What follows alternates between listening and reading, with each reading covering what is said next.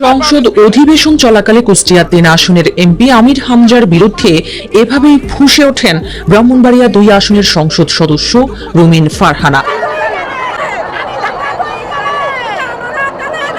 আমির হামজার নারী সংসদ সদস্যদের নিয়ে করা অযাচিত মন্তব্য ঘিরে রাজনৈতিক অঙ্গনে তীব্র প্রতিক্রিয়া সৃষ্টি হয়েছে। এ বিষয়ে প্রতিক্রিয়া জানিয়ে রুমিন ফারহানা গণমাধ্যমে বলেন, এটি নারীদের প্রতি তাদের দৃষ্টিভঙ্গির প্রতিফলন। ব্যারিস্টার রুমিন ফারহানার নাম আপনারা শুনছেন না?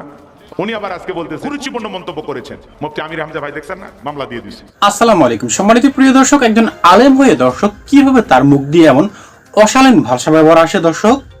তবে কি তিনি রাজনীতিতে জামায়াত ইসলামের হয়ে কাজ করছেন নাকি অন্য কারো পারপাস সার্ভ করছেন রাজনীতিতে ঢুকে দর্শক দেশের মধ্যে একটা বিশৃঙ্খলা সৃষ্টির জন্য? দর্শক তার বাচনভঙ্গি থেকে কিন্তু ঠিক এরকমটাই কিন্তু মনে হচ্ছে। ওয়াজের মাহফিলের ময়দানে বসে দর্শক এমন অশালীন ভাষা ব্যবহার করে, এমনকি দর্শক নায়িকাদেরকে নিয়ে কথাবার্তা বলে দর্শক নানা রকম ভাবে কিন্তু আলোচনায় আসছেন মুফতি আমির হামজা।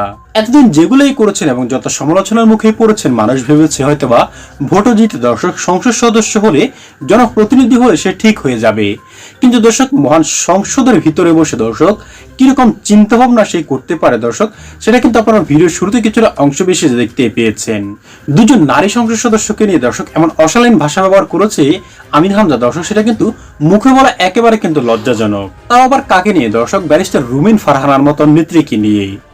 যার পরে দর্শক এবার কিন্তু ব্যারিস্টার রুমিন ফারহানা কিন্তু আমির হামজার বিরুদ্ধে কিন্তু দর্শক কঠোর অবস্থানে যাচ্ছেন। তবে সেই কঠোর ব্যবস্থাটা দর্শক কি হতে পারে সেটার বিস্তারিত নিয়ে আমরা খুবই গুরুত্বপূর্ণ একটি প্রতিবেদন আপনাদের জন্য হাজির করতে যাচ্ছি, যেটা দেখলে কিন্তু দর্শক আপনি একেবারে ক্লিয়ার হয়ে যাবেন যে এই আমির হামজা ব্যারিস্টার রুমিন ফারহানাকে উদ্দেশ্য করে দর্শক কি কি অশালীন ভাষা ব্যবহারগুলি করেছে এবং তার প্রতিবাদে দর্শক রুমিন ফারহানা তার বিরুদ্ধে কি ব্যবস্থা নিচ্ছে সেটার বিস্তারিত কিন্তু দেখতে পাবেন। তার আগে দর্শক আপনার কাছে ছোট্ট করে একটি অনুরোধ, আপনি যদি আমাদের চ্যানেলে নতুন সদস্য হয়ে থাকেন অবশ্যই চ্যানেলটি সাবস্ক্রাইব করে বেল আইকনটি অন করে দিবেন, তবেই কিন্তু পরবর্তী আপডেটগুলি আপনার কাছে সবার আগে পৌঁছাবে। তাহলে চলুন সম্মানিত প্রিয় দর্শক আগে আপনাকে সেই রিপোর্টটি দেখিয়ে নিয়ে আসি। সংসদ অধিবেশন চলাকালে কুষ্টিয়া ৩ আসনের এমপি আমির হামজার বিরুদ্ধে এভাবেই ফুঁসে ওঠেন ব্রাহ্মণবাড়িয়া ২ আসনের সংসদ সদস্য রুমিন ফারহানা। তার বিরুদ্ধে অভিযোগ, সম্প্রতি এক ওয়াজ মাহফিলে নারীদের নিয়ে কুৎসিত মন্তব্য করেছেন এই মুফতি। দ্য ডেইলি স্টারের প্রতিবেদনের রেফারেন্স টেনে সংসদে বিষয়টি উত্থাপন করেন রুমিন ফারহানা। প্রতিবেদনটিতে বলা হয়, সম্প্রতি সামাজিক যোগাযোগ মাধ্যমে ছড়িয়ে পড়া একটি ভিডিওতে দেখা যায় প্রথমবারের মতো নির্বাচিত এমপি আমির হামজা সংসদে পাশে বসা নারী সদস্যদের নিয়ে মন্তব্য করেছেন। ভিডিওতে তাকে বলতে শোনা যায়, রুমিন ফারহানা আপা আছে, মন্ত্রীর মেয়ে আছে ফারজানা শারমিন। আমার ডানে বামে এমন ভুঁড়িওয়ালা লোক পেয়েছি, যেহেতু এগুলো সিরিয়াল করা থাকে আগে থেকে, কে কোথায় বসবে আমরা জানিও না, আল্লাহর ইশারা। ভেতরে গিয়ে দেখি আমার ডানে বামে ভুঁড়িওয়ালা, এমন বড় বড় ভুঁড়ি, আমার মনে হয় ভুঁড়ি ছিঁড়লে ভেতর থেকে ব্রিজ কালভার্ট বের হবে। মহিলারা ওদের দেখলে লজ্জা পাবে। এর প্রতিবাদে ১ এপ্রিল রাতে বিক্ষোভ মিছিল করেছেন ফরিদপুর সরকারি রাজেন্দ্র কলেজ শাখা ছাত্রদলের নেতাকর্মীরা। তারা আমির হামজার মন্তব্যকে আপত্তিকর আখ্যা দিয়ে তা প্রত্যাহার ও ভবিষ্যতে এমন মন্তব্য থেকে বিরত থাকারও আহ্বান জানান। এই মন্তব্যের প্রতিক্রিয়া জানাতে দ্য ডেইলি স্টারের পক্ষ থেকে যোগাযোগ করা হলে আমির হামজা বলেন, আলোচনাটি ১.৫ ঘন্টার ছিল। কোন প্রেক্ষাপটে কি বলেছি সবকিছু কি মনে রাখা সম্ভব? গণমাধ্যম কি এর চেয়ে গুরুত্বপূর্ণ বিষয় নিয়ে মাথা ঘামাতে পারে না? এ বিষয়ে রুমিন ফারহানা দ্য ডেইলি স্টারকে বলেন, আমির হামজার এই মন্তব্যটি তার অতীতে বারবার করা অসৌজন্যমূলক মন্তব্যগুলোর ধারাবাহিকতা। রুমিন ফারহানা সংসদে বিষয়টি উত্থাপন করার পর চিফ হুইপ নুরুল ইসলাম বলেন, ব্যাপারটি privilege of the members of parliament, যথাযথভাবে নোটিশ দেওয়ার মাধ্যমে প্রতিকার পাওয়া সম্ভব। আমির হামজার মন্তব্যকে চরম অবমাননাকর ও উগ্র নারী বিদ্বেষী আখ্যা দিয়ে প্রতিবাদ জানিয়েছে বাংলাদেশ নারী মুক্তি কেন্দ্র। ২ এপ্রিল এক বিবৃতিতে সংগঠনটি বলছে, একজন সংসদ সদস্য হিসেবে নারী প্রতিনিধিদের নিয়ে এমন হীন ও নোংরা বক্তব্য শুধু ব্যক্তিগত সীমা লঙ্ঘনই নয়, বরং তা দেশের নারী সমাজকে অবমাননার শামিল। এ ধরনের মন্তব্য নারীদের প্রতি ভোগবাদী দৃষ্টিভঙ্গির বহিঃপ্রকাশ এবং সংবিধান স্বীকৃত সমতা, মানবাধিকার ও সামাজিক ন্যায় বিচারের পরিপন্থী বলেও উল্লেখ করেন তারা।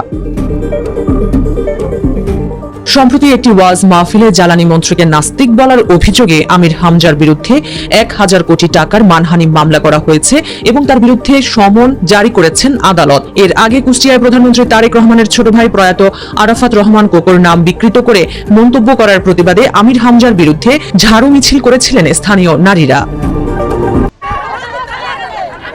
আমরা আমরা এখানে এই মিছিলটা নিয়ে আসছি আমির হামজার কিছু অশালীন কথাবার্তার জন্য। আপনারা আমরা সবাই দেখেছি উনি আমাদের মন্তব্য করেছেন, ওটার আমি মুখে আনতে চাচ্ছি না। তো উনি একটা রাজনীতিবিদ, বর্তমান জেনারেশনে উনি একটা রাজনীতিবিদ। ওনার এই রাজনীতিবিদের আগে কিন্তু ছোট থেকে আমরা ওনাকে চিনি একটা ইসলামিক বক্তা হিসেবে। ওনার কথাবার্তার ধরন কিন্তু ছোট থেকে আমরা অন্যরকম দেখে আসছি। হঠাৎ করে রাজনীতিবিদ হয়ে উনি এইভাবে আমাদের উল্টাপাল্টা কথা বলে তো আমাদের নেতাদেরকে এভাবে অপমান করতে পারেন না। তার এই কথার প্রতিবাদ মূলক হিসেবে আমরা প্রতিবাদ করার জন্য আমরা সবাই এখানে একত্রিত হয়েছি।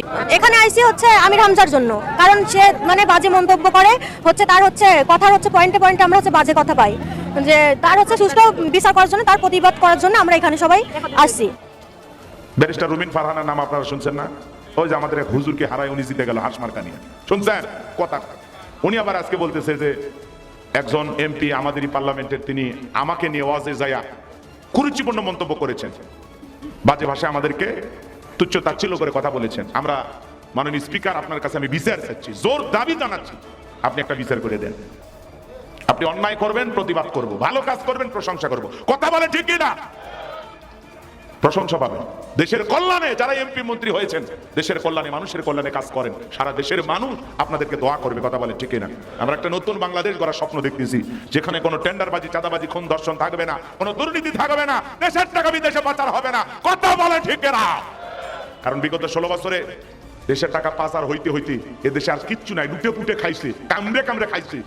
আবারও যদি দুর্নীতি এই দেশে শুরু হয়, এইবার কোদাল দিয়ে ঘুরে খাবে, কথা ঠিক না? অতএব আমরা আর দুর্নীতি দেখতে চাই না, আমরা একটা শান্তির বাংলাদেশ দেখতে চাই। যারাই নেতা হয়েছেন আল্লাহ যেন তাদেরকে দেশ প্রেমিক হিসাবে কবুল করেন। চিল্লা এখন আমিন।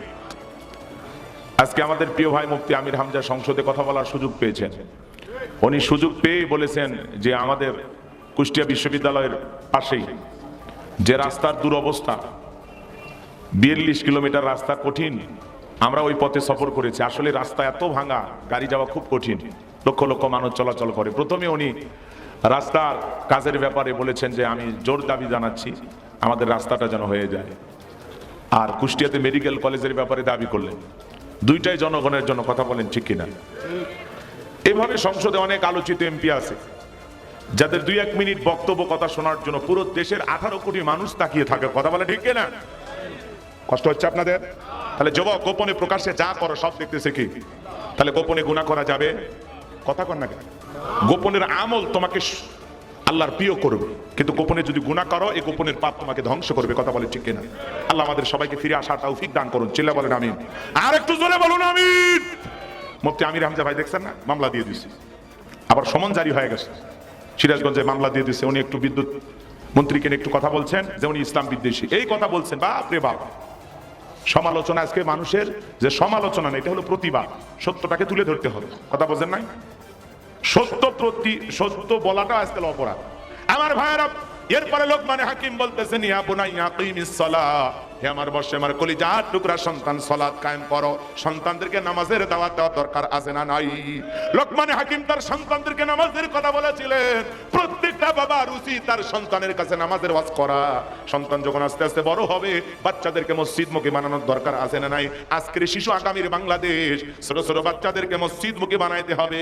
সন্তানের হাত ধরে যে বাবা মসজিদে নিয়ে যাবে, পৃথিবীর সফল বাবা তারা। ছেলের হাত ধরে মসজিদে নিয়ে যাবে যারা। ওয়াজ মাহফিলের মাঠ যখন দর্শক গরম ছিল, জনপ্রিয়তা বাড়তে ছিল, এই আমির হামজা দর্শক ঠিক তখনই কিন্তু আওয়ামী লীগ সরকার তাকে কিন্তু গ্রেপ্তার করে ফেলে, এবং সে কিন্তু সে সময় জামায়াতে ইসলামের পরিচয় দিত। কিন্তু দর্শক, যে সময় আওয়ামী লীগের নির্যাতন শুরু হয় তার উপর, সে সময় কিন্তু তিনি এক প্রকার আওয়ামী লীগে হয়ে গেছে। ওয়াজের ময়দানে গিয়ে দর্শক এরকমটাও সে বলেছে যে আমার 14 গোষ্ঠী সকল কিছুই কিন্তু আওয়ামী লীগ করতো, আমি কিভাবে জামায়াতে ইসলাম হই। দর্শক, এখন কিন্তু পোল্টি খেয়ে আবার সে জামায়াতে এসেছে এবং জামায়াতে ইসলামের তরফ থেকেই কিন্তু সে এমপি হয়েছে। আর দর্শক, এমপি হওয়ার পরে কিন্তু তার নানা রকম বিতর্কিত কর্মকাণ্ড এবং বিতর্কিত মন্তব্যে একেবারে উত্তাল কিন্তু রাজনীতির ময়দান। দর্শক, তার দল খোদ জামায়াতে ইসলামী বলছে দর্শক তাকে নানাভাবে কিন্তু সতর্ক করা হয়েছে, কিন্তু সে কারো কথাই কিন্তু কর্ণপাত করছে না। যার ফলে দর্শক, এবার কিন্তু যাদের বিরুদ্ধে এই অশালীন মন্তব্যগুলি করছে, বিএনপির এক মন্ত্রীর বিরুদ্ধে, দর্শক জ্বালানি মন্ত্রীর বিরুদ্ধে, সে কিন্তু ইতিমধ্যে তার বিরুদ্ধে মামলাও করে দিয়েছে। এখন শুধু কেবল বাকি দেখা যে রুমিন ফারহানা এই আমির হামজার বিরুদ্ধে দর্শক কি ব্যবস্থা নেয়। তো সম্মানিত প্রিয় দর্শক শ্রোতা, বিতর্কিত এই বক্তা আমির হামজার বিরুদ্ধে দর্শক কি ব্যবস্থা নেওয়া উচিত, অবশ্যই আপনার মূল্যবান মতামতটুকু দর্শক আমাদের কমেন্ট বক্সে লিখবেন। আজ এ পর্যন্ত, ভালো থাকবেন সকলে, আশা করি খোদা হাফেজ।